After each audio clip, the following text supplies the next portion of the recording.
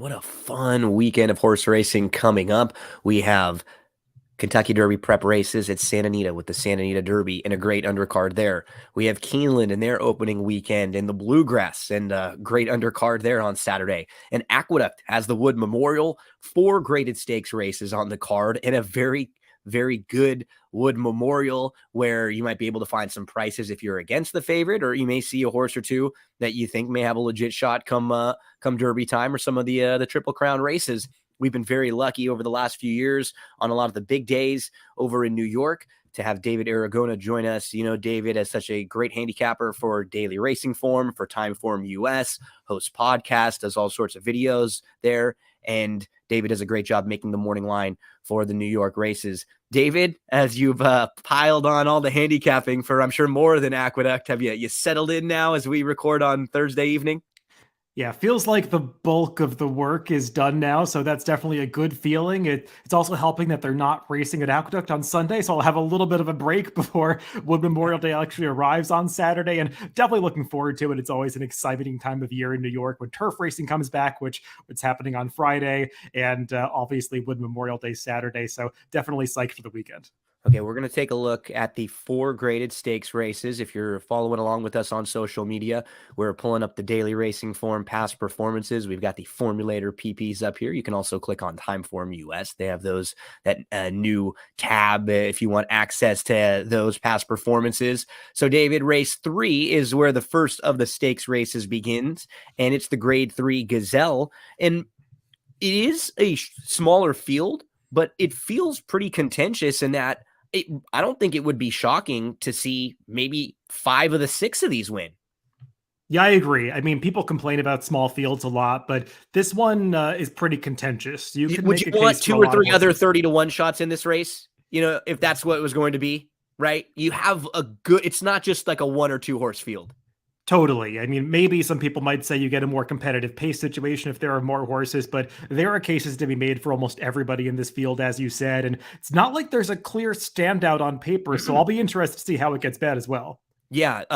So just kind of going inside out, Capella and Sheeta Booty, they were 1-2 in the Busher on March the 4th, which was on an off racetrack, or Capella was third in that race. Sheeta Booty was the winner that day. And Capella had a fine start. They kind of tap on the brakes, was behind horses a little bit, and then settled well. Got a little shuffle back though, so did have a little trouble at that point. But it wasn't anything crazy. Sheeta Booty, was a little bit better that day. Got nice position, and this horse hasn't really been tested yet in the 3 starts. Those 2 coming out of that race, where do you stand on them? Yeah, I'm a little concerned about the added distance for Sheeta Booty. She's a horse that's only gone 1 turn so far, and being a daughter of Practical Joke, watching her races, she doesn't strike me as a typical horse that's going to get better going the mile and an eighth distance, especially at a place like Aqueduct. So I'm downgrading her a little bit off that victory last time, and I much prefer Capella out of that Busher. As you said, she was right down on the inside. I'm not sure that was the best place to be Yeah. on Gotham Day, especially in the stretch. And she was actually doing some real running at the end of that race. I mean, she could have just thrown in the towel and finished fourth, but she was really battling back at the end, actually galloped out okay, and just strikes me as one that's going to appreciate the added distance, especially if breaking from the rail, they decide to revert to front running tactics that have worked for her in the past. Yeah, those 2, I'm in total agreement with you. I prefer Capella over the outside runner Sheeta Booty. Now we can sort of talk about another grouping of 2 because they were both in the Busanda, and that is Occult and Gambling Girl. Gambling Girl has run 1 more race since then. She went over to Oaklawn Park in the Honeybee, and that race came up sloppy. So actually for Gambling Girl, David, she may be a little unlucky in that she's had 3 consecutive races on off type racetracks. And with a horse who doesn't have as much early speed like she does, sometimes that can be a little bit tough. She also ran into a really sharp runner last time out in wet paint. Yeah, Gambling Girl, I think there's little doubt she's going to get the distance. Yeah. She is a strong finisher who's typically running on at the end of her races. She's just as always picking up minor awards.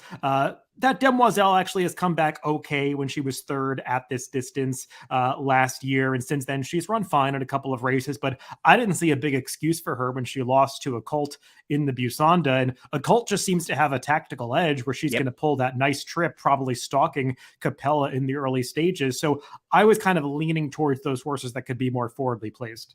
One horse that's interesting right next door is Frosty O'Toole, who comes in from Tampa off of back-to-back victories.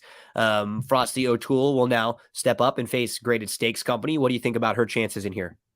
Yeah, she's an interesting one. I'll be most interested to see how the public approaches her from a wagering standpoint. I kind of conservatively pegged her at 9-2 on the line. I won't be surprised when she takes a bit more money than that.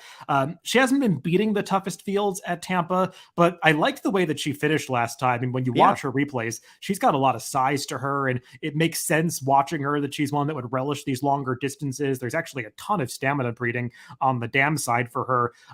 I looked up some stats in Formulator specifically for Pletcher with these kinds of trainer switches in stakes races, and the numbers are worse than you might expect. Over the past 5 years, he's just 1 for 19 with a pretty low ROI. First off a trainer switch in dirt stakes, so that was a slight negative for me, but she's certainly moving in the right direction. So I wouldn't be surprised if she did well. So it just sort of sounds like talking this race out with you. We had Promise for America, who we didn't speak a whole lot of. That was a nice win, and she's improved in each of her three starts last time. In each of her three starts, she'll again get a much tougher test here. Just kind of sounds like you're maybe hoping to get some an aggressive ride from Capella down inside. Yeah, I picked Capella in here, hoping she's somewhere near that 3-1 morning line. 5-2 would probably be the lowest I would take on her, but just thinking she's going to get the right trip, and she feels like one that has a step forward off her last. Yeah, I like the inside horses. I feel like with Capella, hoping they establish the position. Like you said, with Gambling Girl, I'm not worried about the distance with her, and we may still have that question with a few of the others in here. Frosty O'Toole is just kind of a wild card. She, like you said, we're not sure who she's beating, but visually she's been pretty impressive. And for a filly who's sort of big, she seems kind of handy too. Like they were able to like maneuver her around a little bit pretty nicely and kind of ask her and maybe press the button once or twice if they need to. So yeah, this is a contentious group. While we don't have a field of 12 like we may see in some of the other stakes races, you have legitimately five horses. And honestly, I'm not trying to act like Promise Your America is even that far below the rest of this group just based on speed figures. No, I mean, there's a case to be made for her too. She's improved every race with more distance, and now she's getting even more distance to work with. So maybe she's just one of these horses that wants to go longer, but she does need to step up her game.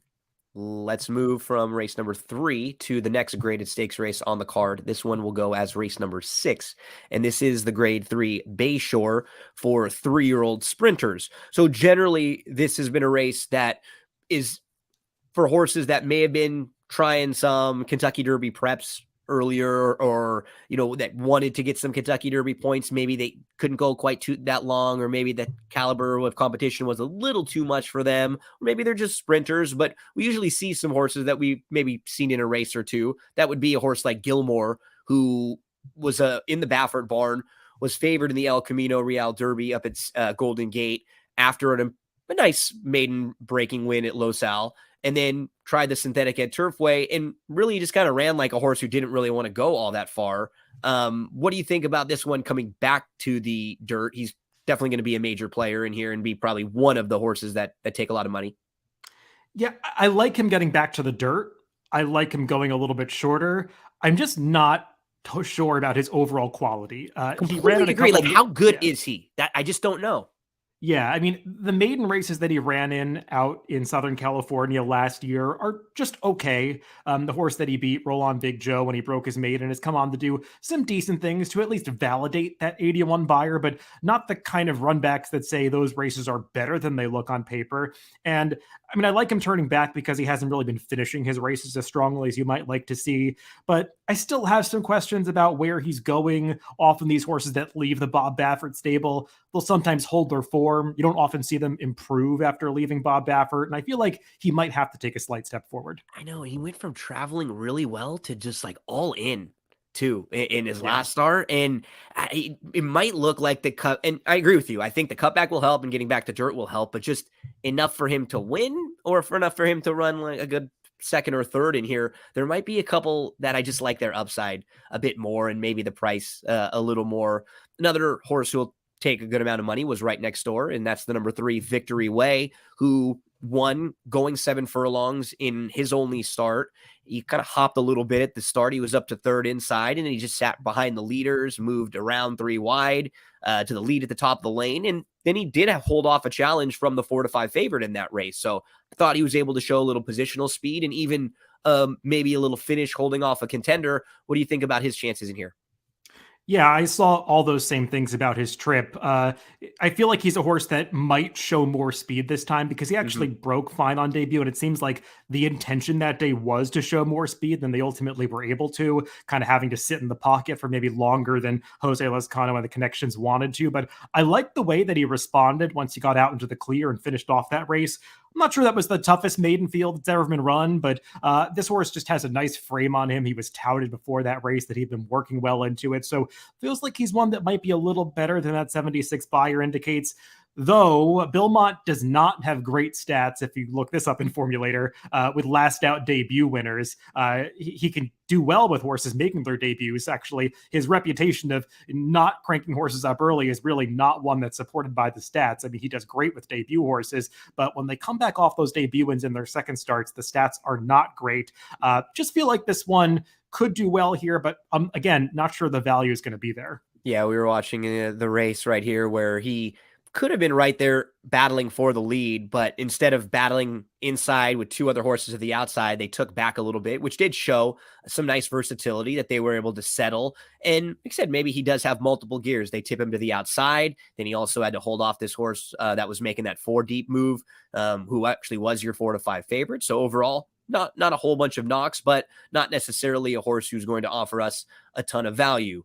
Didn't talk about the one Arabado. I mean, while we're going through most of them, did you think this horse could compete with these or just a little bit overmatched? I was probably generous pegging him at 30-1. Yeah. As we get to Daydreaming Boy, who's done a lot of his best work over at Parks, he came to Aqueduct to get a little test and see if he could fit with some of these legitimate stakes horses, and then he just didn't really have a great start. Is he anywhere on your radar here? I tried him in the Jimmy Winkfield and was disappointed with that effort from him, so it feels like he might just be a cut below. Yeah, I think so. Joey Freshwater actually dealt with older horses last time out, and Joey Freshwater got shuffled a little bit early on. He was inside. He was about 4 lengths off, and he angled widest of all in the 4 path. He just had a tough time switching leads, and that he felt like he hung a little bit because of that. He really seemed like he had nice momentum, but he did lose to a 4-year-old graded stakes place runner named Surprise Boss. And he does own a big win at 6.5 furlongs. 2 starts back, he was chasing Lone Speed of Drew's Gold. So you can probably pick at those last 2 races. And, the speed figure came back really nice. And it's a nice positive that he did face older. Yeah, that last race is definitely legitimate. The 92 buyer, the horse that actually he finished right ahead of his stablemate Majority Partner, is a really nice horse for Linda Rice, who's earned a series of speed figures that say that form is legitimate. Yep. I just don't know where that race came from. I mean, he is an improving 3-year-old. I just know if that race was not showing in his past performances, I wouldn't like him at all in this race. So I kind of have to wrap my head around that 92 buyer and how it fits here. I will note that was his first start with Lasix, and that's something I'm trying to pay more attention to. What horses just really do improve with Lasix. They don't all, but some really do move forward with that medication. And now, of course, he's coming off Lasix, running integrated stakes in New York. So I just have some questions about him. I don't really know how to view him. I do know if he's that 2-1 morning line that I pegged him out, that's too low for me. The 2 outside horses feel like maybe we could get bettable with them just based on their prices. Expected value, maybe he has some improvement built in. We haven't seen him since he was 2. He did take a nice step forward from start 1 to start 2. And then even in start 2, he was just outrun early, and he just kind of grinding away with some good late energy. Is long, maybe even longer for him, just sort of like based on his running style, but can you project some improvement for him and maybe him be a value play in here? I know some people don't like these Klarovich names, but I love the name Expected Value. It's Right? just a great name It is. for a horse players.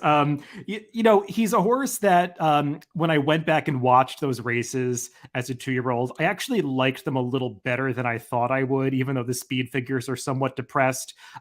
He got never got close to Echo again in that debut, but that was a very slow paced race where they came home fast, and he was one of the only ones that was passing horses at the end of the race. And then the mile race last time, I mean, it wasn't the most visually impressive. He's kind of a grinder who was running down the center of the racetrack in a race that was kind of falling apart at the end. Almost got passed from behind, actually, by the runner up at the end of that race. But what I most noticed was that he's such a big horse with such a large frame to him. Feels like one that maybe this time away has really given him the time to sort of grow up and Yeah. develop into that frame. So I'm interested that they're coming back off the layoff in this tougher spot. And you might be able to see in the small print. I actually wrote the closer look for this race in Formulator, and I did put a stat in there for trainer Chad Brown where he does very well with 3-year-olds that are returning from layoffs of this type in dirt sprints, positive ROI with a 40 horse sample over the past 5 years. So I just feel like he's one that might have a license to take a step forward. Yeah. Maybe even being bigger, a little mature. They just don't have to be so far back in a race like this. Not expecting him to be on the lead or anything, but just not have to be dead last and try to pass every single horse in the race. We'll see how the pace shapes up, because to the outside, it'll be a horse that should be forwardly placed in here, and that's the number 7 Prove Right, who was a very impressive winner last time out at Laurel Park with a big speed figure there, an 89 Beyer speed figure last time out. Prior to that, he was in a stakes race at Parks. We've seen him at Aqueduct before a couple times. He took a shot in the Nashua, the Remsen, the Withers. What do you think about Prove Right's chances here? If you just parse his form and kind of cross out those races where he was badly overmatched or going distances that are way too far for him or running on synthetic, his form looks, the outlook is a little more positive for this horse. Still, that last race represented a big improvement on his prior races. And that also, kind of like with Joey Freshwater, was his first ever start on Lasix. Now he's coming off Lasix here. He's also coming back in just 8 days. And it sounds like the plan was not originally to run in this race. James Chapman had another horse that was being targeted here, Drew's Gold, the horse that won the Jimmy Winkfield, but that horse had a setback. So this one's kind of subbing instead. I will say his speed is supposed to play very well in this race because there's not a whole lot of pace signed on here. So he figures to be able to control from the outside. I don't totally trust him. He just feels like the kind of horse that could offer value in a race where I don't think that many are going to. Yeah, that's really the key, right? From that how to play this race. Where to just sort of end with some final thoughts on the Bayshore.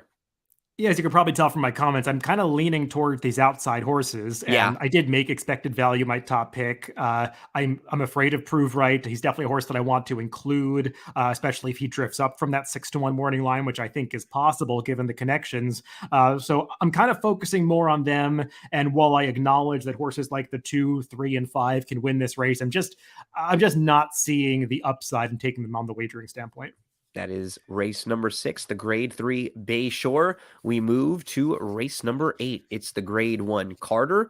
And this is an intriguing race because while it's not grade 1 in quality, we do have a grade 1 winner in here in White Barrio. We have some horses who are trying stakes company for the first time.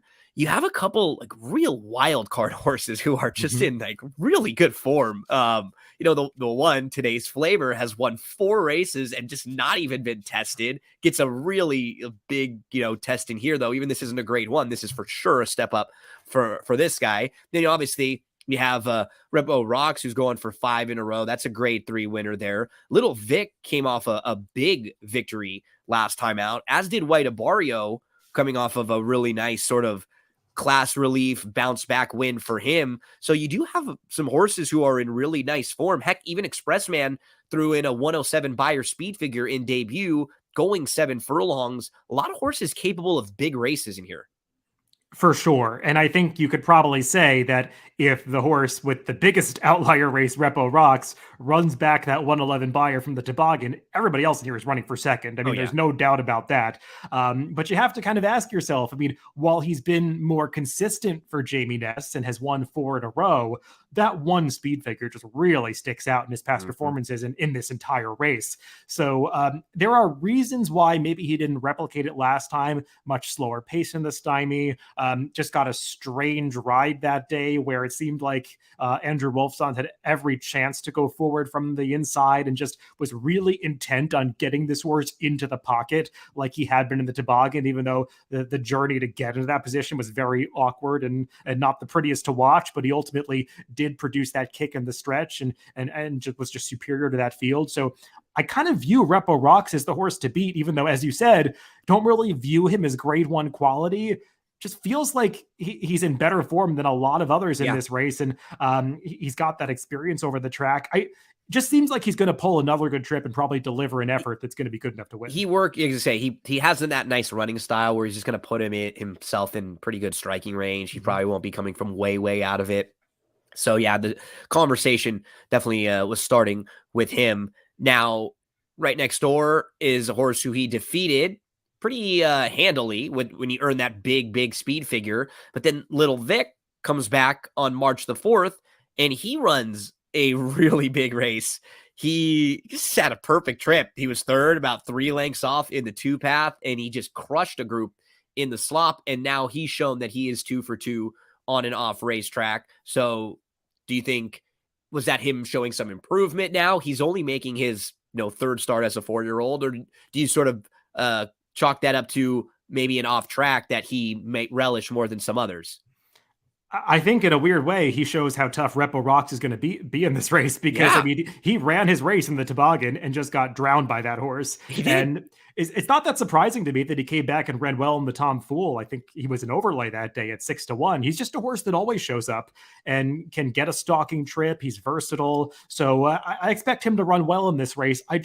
I wonder if his ceiling is quite as high as the two that are drawn alongside of him in the starting gate, but he's a horse that sometimes gets lost in the wagering and can outrun his odds. And then next door, it's White Barrio. He is the grade one winner. The major fact when you're talking about White Barrio is it's not as if he hasn't run fine at some other tracks, including here at Aqueduct when he was third in the Cigar Mile just a few starts back. But the bulk of his good work has come at Gulfstream Park. And that's where he won last time out, earned a big 103 buyer speed figure in a race that has since come back live.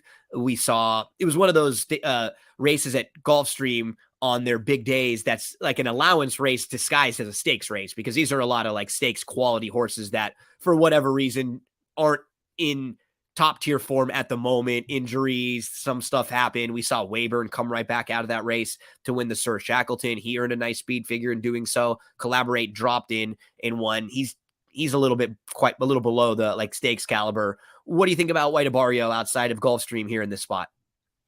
I mean, I'm never one to really put a lot of stock in the horse for course angle. So I'm going to try to change the conversation. I'm right Yeah, up Barrio. please. I feel like he's a one-turn horse, and I think if Sure. you're going to isolate something in his PPs, isolate his one-turn races because I mean he is just a half length in the Cigar Mile shy of being undefeated in one-turn races. And recently, when his form has kind of gone the wrong way, the 2 times that he's shown up has been these one-turn races, and he just kind of strikes me as a horse that has really responded to this turn back in distance. His last race at Gulfstream, I would say he was on the best part of the racetrack because I think you wanted to be outside on Fountain of Youth Day, but other horses were outside in the middle of the track like Wayburn and Collaborate, and he easily ran away from them. So I believe in his current form, going the right distance, he could be pretty tough in here. It all just comes down to whether or not we see the toboggan version of Repo Rocks or not, Yeah. because that's going to dictate how tough White Barrio is in this race. So those are the 3 horses in the middle of the field that are going to take the bulk of the action. Let's talk about a couple other maybe wild cards in here. From the inside, you have Today's Flavor. He changed barns. He was out here in Southern California, and he teased of talent. He had a couple races where he was second to some nice horses. Essential Ager is a nice horse. And then in his final race in the Doug O'Neill barn, he just didn't really fire. And, you can put a line right through that. That was his first start in New York. Following that, changes barns. He's off a couple-month break. He shows back up, and he rattles off 3 wins in New York bred company. And then he steps up against open company last time out. And so he passes the next test, which was Can he do it against open company? So he did that. They take the next test here. Can he face grade one company, a tough group? Today's flavor will probably be the one to catch from the inside. Yeah, it seems like he's supposed to have a pace advantage here. I was looking at the Timeform US pace projector for this race, and it's got one of those favors on or near the lead characterizations with him in front of this field. And that kind of checks out when you look through the running styles and the form in this race. It's a really big step up in class. He's been in great form. He's got to get the 7 furlongs. And furthermore, that 99 buyer last time, that's the one that kind of puts him in the mix. I felt that that was a day at Aqueduct where the rail was a bit of an advantage. So I feel like that figure might be a little bit inflated. But look, he's in great form right now. So, I mean, I don't want to knock somebody trying to wire this field with him. He's just might need another career best to beat this group. One more to ask about before we put the finishing touches on the Carter. We see horses like this quite often. A horse like Expressman, who is awesome in their debut, and they run so fast and such a big figure, and they can't really get back to it. But it's not as if his form has been bad since then. He has a victory in 2 other seconds, and the 2 runner-up efforts are, on the opposite sides of a short layoff. So he made his second start back. He was going 1 mile and an eighth. It's kind of a weird race because he had a good start. He crossed over. He looked like he was kind of cruising, and then he got headed at the top of the lane, but he battled back at 1 mile and an eighth. Now you get to cut back to 7 furlongs. Do you think this horse has a shot with this group? That day that he earned the 107 buyer on debut at Saratoga is such a weird day when you go back and look through the charts in Formulator. August 13th, it's like, I don't know what was going on. It's hard to say if there was a track bias. I mean, I guess it was a little speed favoring if you had to say anything about it. But the horses that won the dirt races that day did it often by lopsided margins. Most of them earned career best numbers. But if you look at their PP since then, a lot of them look just like Expressman. They've just kind of regressed by 20, sometimes 30 points and haven't gotten close to those efforts since then. So I just feel like that August 13th day at Saratoga sort of lives in isolation. And I wonder if we'll ever see Expressman deliver a performance like that again. But he definitely has it in him somewhere. It's some brilliance. We just haven't seen it since. Bold Journey and Doppelganger, a couple of the bigger prices in here. Give us some of your final thoughts on the Carter, David. Yeah, I mean, it's the kind of race where I just didn't really have a clever angle. I picked Repo Rocks over White Abario. They're the 2 favorites. I just kind of feel like from a talent and speed figure standpoint, they stand above this field and they're both likely to get good trips, the kind of trips that they typically produce their best efforts from. So I could not make a case for too many of the bigger prices in this Carter. Yeah, I had a hard time trying to get cute with this race too. I felt like White Abario was really the one to beat. Maybe like what we were getting at, maybe his form overall is a little more consistent at the one turn at the top tier levels than a Repo Rocks, who might be still in really nice form, but maybe 1 or 2 of those figures might be a little over exaggerated. Yeah, maybe maybe a small flyer and somewhere underneath on a today's flavor. If this horse can just like sneak away, if everyone tries to track back and lets this horse get a length or 2, maybe he's a wild card. But yeah, I couldn't really make too great of cases for the prices. It did feel like one where the form of these horses recently should hold up. So let's finish it up with the final of the 4 stakes races on the card at Aqueduct on Saturday. Big thank you one more time to David Aragona for helping us out and taking time out of a very busy schedule on a very busy week to help us talk some horse racing and promote the great product over there at Aqueduct. So let's finish up the graded races with the Wood Memorial Grade 2. And just from a talking standpoint, the horses who are your likely betting favorites will be on the inside, and the outside you have a maiden, Dreamlike, and then you have really the most proven of these runners to the outside with Hit Show, who's 3 of 4 and won the Grade 3 Withers, one of the New York prep races. So let's talk about those 2 from at least a discussion standpoint on which one of them you like or maybe don't like. The maiden, Dreamlike, has not won, but has 2 pretty good races visually, and they come back really good on speed figures. Even though he was beat as the heavy favorite last time, he was 4 wide into the turn. He settled a length off. He kind of moved 3 wide. He took the lead. It wasn't no excuses that day. He just lost to a first-time starter that was a little bit better than him and might be a nice horse.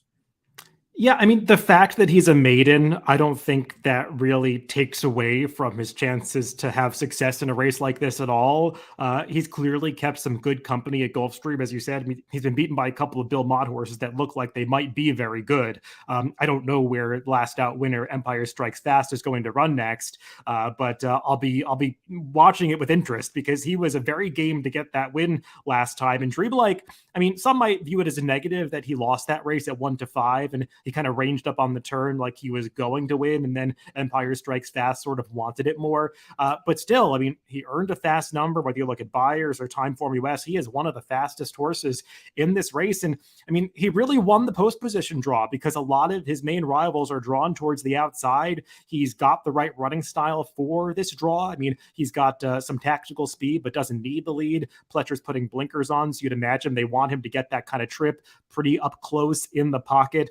And it just feels like he's going to run well. He's been the workmate recently of Tappet Trice for those that are interested in that kind of thing. And his workout two back was in the blinkers with Tappet Trice, and he kind of hung with that rival all the way. It was the best workout in company with that horse that I had seen from Dreamlike. And it just feels like he's probably going to run well, whether he wins or not, and how short a price you're willing to take on him. Those are, I guess, other questions to answer. But I think he's a major player. And then on the outside, we have Hit Show, who has not done a whole lot wrong in his 4 races, but he did not get a great post position draw here. He's shown that nice speed figure progression in each of his starts to put him on a great pattern. If he were to take a step forward here and just improve a few points in speed figures, that would be very nice heading into a race like the Derby. But what kind of trip can a horse like this work out from way out wide? And do you think he'll probably be shorter than he should be with that outside draw? Yeah, the draw definitely concerns me, particularly because he got such a perfect trip in the Withers when he earned that 91 buyer. Like they Yep. couldn't have drawn it up any better. I mean, there was a duel on the front end, very fast pace, and It it's not looked like he on was paper like he was going to get sort of that trip too, right? With a couple speeds, and he did get it, you know? totally. I mean, he was 6-5 in that race for a reason. And now he's landing in a much tougher spot where it's almost guaranteed that he's not going to get as ideal a trip as he did in the Withers. So not only does he have to run back to that race with probably a worse trip, but potentially improve on it. I have some concerns about him potentially being bad value in this race. So when I handicap it, it's pretty wide open behind these favorites, and it feels like there are a lot of different scenarios that can play out with regard to pace and trip. So it just makes me want to downgrade a horse like this. One of the horses that I'm going to give a look to, and I think might fit from a price standpoint, is the number 5 Slip Mahoney, who was in the Gotham last time out, and Slip Mahoney had shown in his prior 2 starts going long a lot of positional speed. He was right there with Tappet Trice all the way throughout. He just got beat at the wire, but he was on the lead. Then when he broke his maiden, he was right on the front end again, and those races came at Aqueduct. March the 4th, slow start and just a completely different complexion for this horse who had been really close in his last 2. So if we're watching this race right here, Slip Mahoney, he's the number 11 in this race and just has a really bad start, and he's going to be just completely outrun early on an off racetrack. And his buyer speed figure was not great, but we can pick this race up like towards the towards the finish line here and in the stretch, and we see him way out in the middle of the racetrack, and he's making up some ground here. And I actually thought that he ran really well, David, for a horse that had to deal with something completely different than he had dealt with in his first 2 starts. Horses like that, when they get those kind of trips, they have every right to just kind of pack it in and back up a lot of the time. And I feel like because he's shown a lot more speed in those races, he can get a more forwardly placed trip in here. What do you think about his chances in this race? Yeah, I'm of two minds about Slip Mahoney. I mean, I liked the races early in his career. I thought he was coming along nicely. There are some buts that I have to emphasize when I talk about a few of his races, though. I mean, I thought he got a very good trip in a soft pace when he was so close to Tappet Trice 3-back. He was on a gold rail when he broke his maiden, beating Krupe 2-back. So I feel like those speed figures maybe a little bit dressed up. And then last time in the Gotham, I mean, yeah, I mean, I agree with everything you said about the slow start, but it's like, where did that come from? I mean, he hadn't broken Why? slowly in his two Why? prior races. It's like he took a step backwards from a development standpoint, and I don't like to see that. And the hope is that he gets back to a more aggressive style with Dylan Davis getting back aboard, and just turning the page from that race, getting back on a fast track. But there's still that lingering question in the back of my mind, like what happened last time? Because it's like a different horse was running. I think the added distance is going to help. I just, as much as I think is positive about him, I also have negatives. So I kind of, it's hard to make up my mind. In that next tier of horses would probably be Arctic Arrogance, who's also 6-1 on the morning line. He was your runner-up in the Withers. He's been a runner-up in 3 straight, and he's never run a bad race. Is he as good as some of the others, or is he one of those horses that might be just a little bit trip dependent when he catches fields that don't have a lot of speed? He might, or do you think he fits? Can he show some improvement here? Oh, I think Arctic Arrogance fits really well. And, Hit Show beat him by 5 lengths last time. That's a margin that I think might be significantly reduced in this Wood Memorial, if not Yep. reversed. Because, I mean, whereas Hit Show had everything go his way, Arctic Arrogance had to be used early to set that pace with 2 sprinters hounding him to the outside. I mean, if you look up the Timeform US pace figures for that Withers, I mean, they were going really fast early. And I mean, they did come home much slower, but Arctic Arrogance actually hung in pretty well to only be beaten 5 lengths that day, especially when you look in the chart and see how far those horses that were involved in the pace along with him finished behind him. And one of them was Prove Right, who we just talked about in the Bayshore, and he has since come back with some much improved speed figures after being involved in that Withers pace. So I feel like Arctic Arrogance is better than that last race indicates. The question is, what kind of pace setup is he going to get here? They're taking the blinkers off. Maybe that gives him some added versatility to sit off a rival if somebody's really intent on the lead. But if he's around that 6-1 morning line, I think he will be. He's a horse that I could definitely consider. Yeah, I think he's going to be in the mix too. Turning for home, he was in a nice spot. It was him and Hit Show, and like I said, on paper, that race just looked like it was set up so well for Hit Show, and it did. Like everything it looked like in the Withers played out on the track that day. Arctic Arrogance in that next tier of horses. So one more to ask you about. We just sort of mentioned him in the Slip Mahoney race. He's been behind Slip Mahoney in Classic Catch. Krupe was in the Risen Star last time out, and that race has since come back live, and Angel of Empire coming back to win the Arkansas Derby. We saw 2 Phils go over and win the Ruby at Turfway here, in a big speed figure in winning that race there too. Do you think Krupe fits it all in this race? And then let's talk about any others that are on your radar. Yeah, Krupe, I mean, he's kind of like, if you take Slip Mahoney's Gotham and then just like hit copy and paste, I mean, that's every race for Krupe. I mean, he just walks out of the starting gate, is often way too far back. He will come with a big late run and pass tired rivals at the end, but like he just can't quite get there. I mean, he's obviously still a maiden coming into this race 0 for 6. And, I think a lot of people saw how much pace was signed on in that Risen Star and thought maybe he's the kind of horse that could pick up the pieces, except, I mean, he was even slower than he usually is in the early stages of that race. He was like in another zip code, and he was running on at the end and galloped out strong, but like, how much does it really matter when you're so He's far 20 back lengths out stages? of it, literally Yeah. 20 lengths behind at some points in that race. As we continue on, Classic Catch is probably, another one that will get some support in here coming off of the recent win at Gulfstream. He has his form on paper does not look bad, but he does look like he's going to need to improve a little bit to compete with this group just on a speed figure standpoint. What do you think about his chances?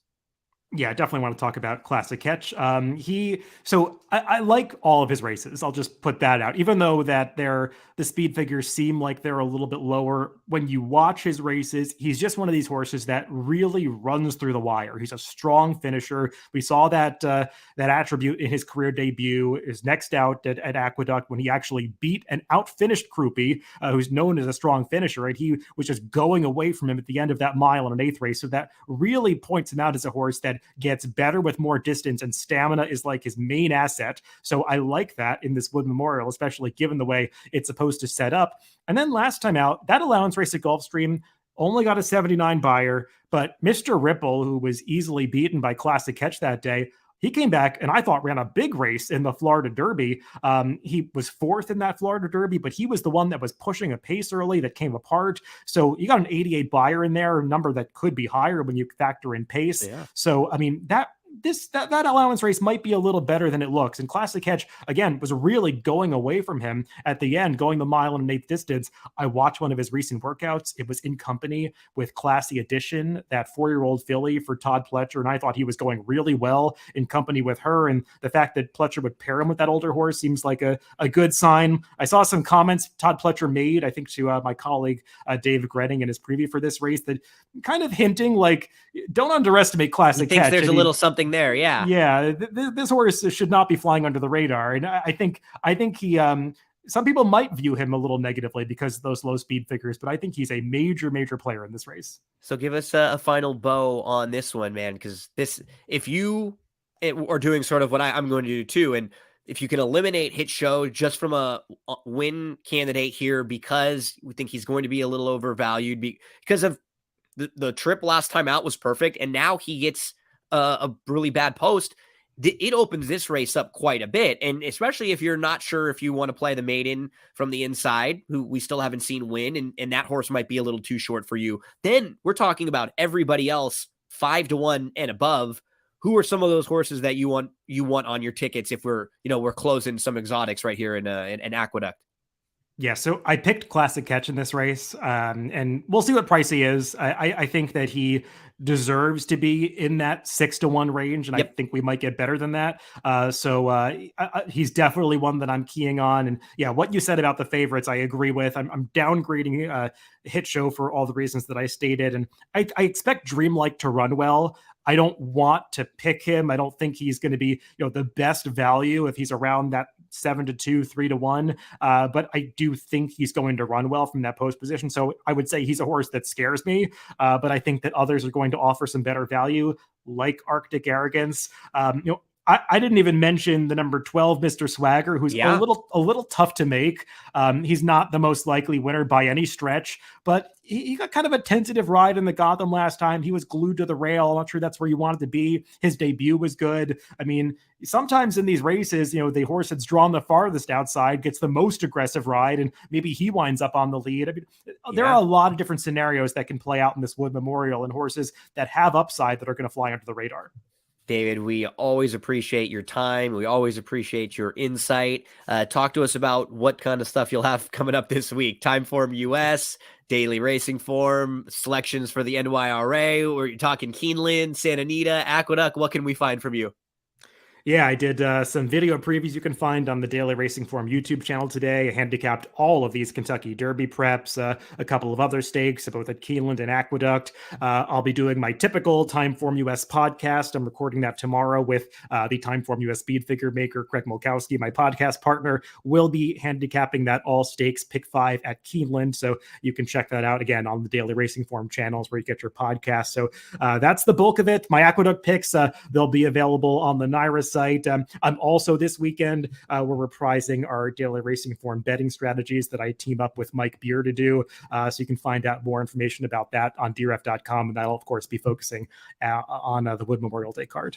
Well, don't forget to take a breath like after Saturday night for sure, because then, Sunday you can take a little bit of a relax. So have a nice beer and enjoy Easter with your family on Sunday. And thanks again, buddy, for all the hard work. I'm going to send you an annoying message in about a month or so before Kentucky Derby and Oaks weekend, so we can maybe pick your brain on a couple of the big races. Sounds great. This was fun.